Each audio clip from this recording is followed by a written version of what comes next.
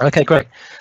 So I'll just crack straight on then. So thanks for having me here today. I'm going to talk a little bit about how we've supported digital fieldwork during the lockdown, but also preceding the lockdown and after the lockdown as well.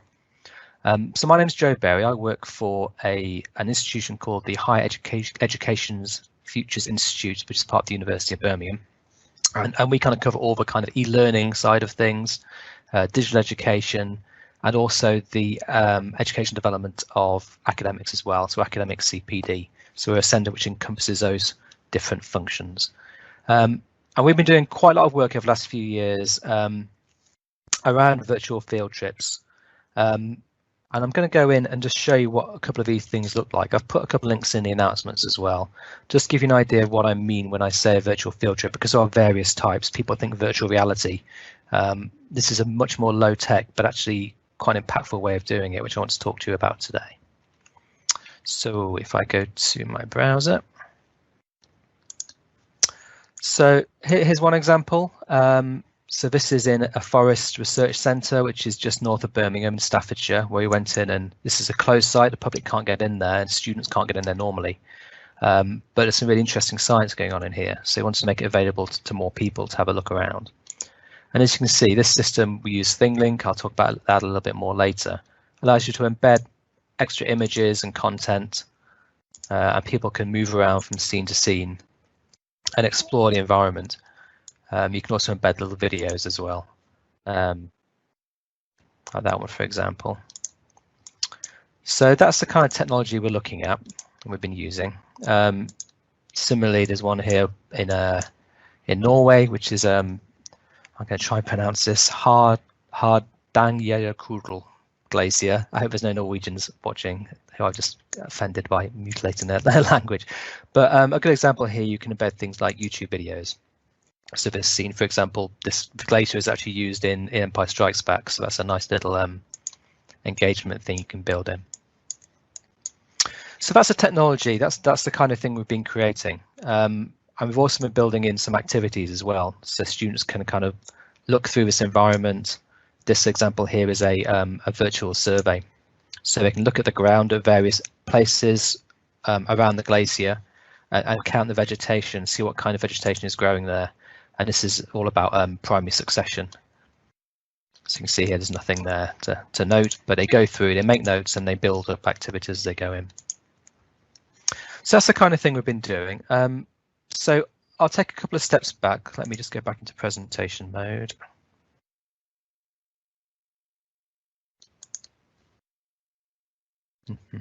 Presentation mode doesn't want to work.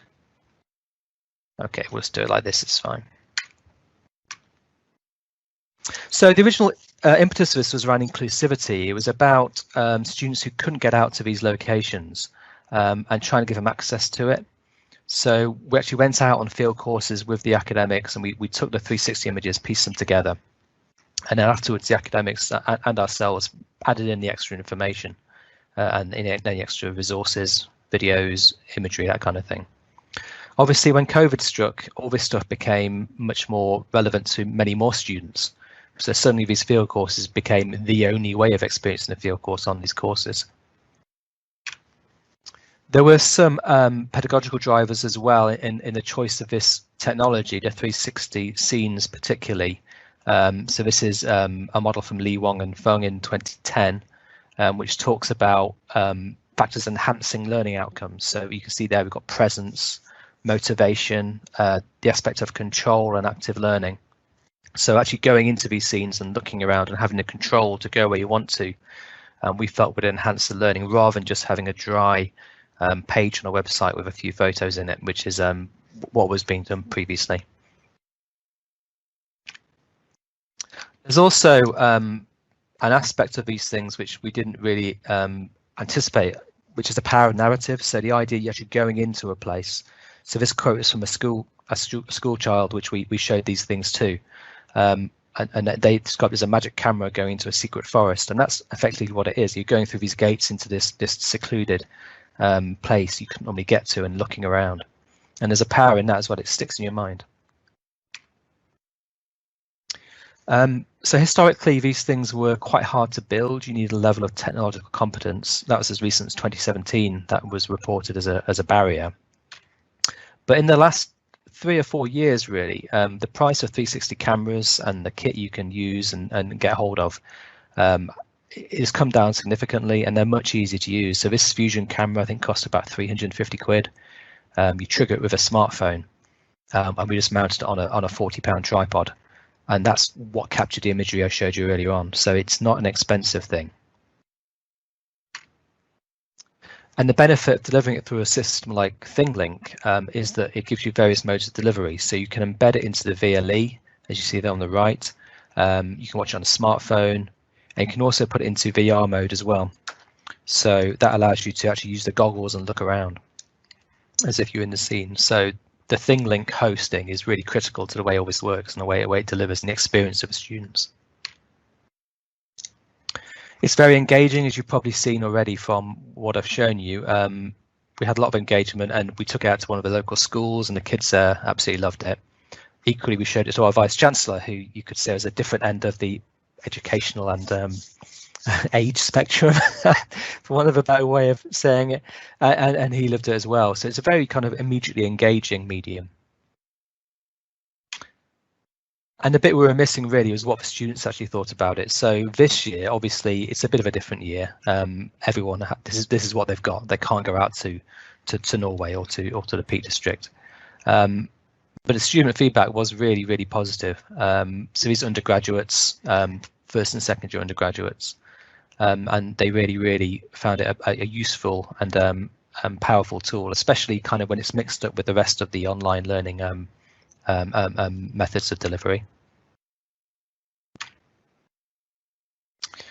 So kind of moving forward, one of the things we wanted to do really was, I mentioned activities. So initially when we did these things, they're very much a kind of acquisition and inquiry. So this is drawing from Diana Laurelard's conversational framework, which is quite a well-established way of doing learning design and building resources into a learning design.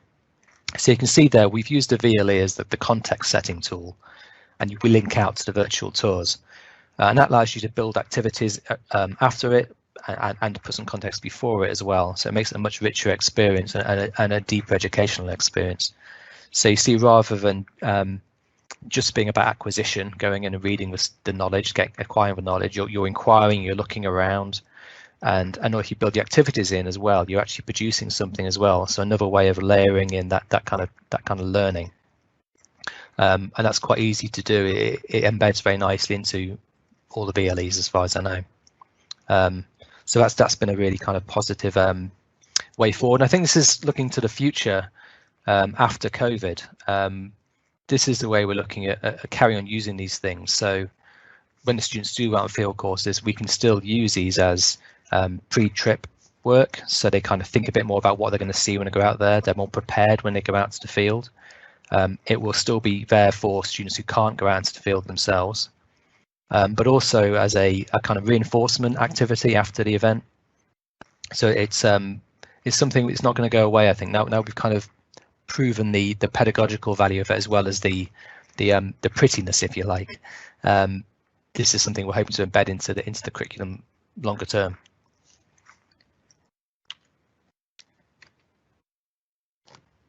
Okay, I think that's the end of my presentation. So I'm more than happy to take any questions about any of this. You bang on time. Fantastic. Thanks, Joseph. Right. We do have a couple of questions, if that's okay. Yep, sure. Let me just see how I get out of the sharing mode.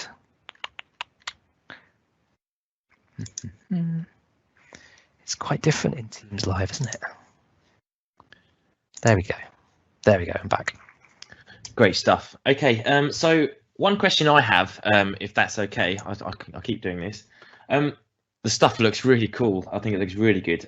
When you said about the student engagement, how did you measure the student engagement on of people who are accessing the resources?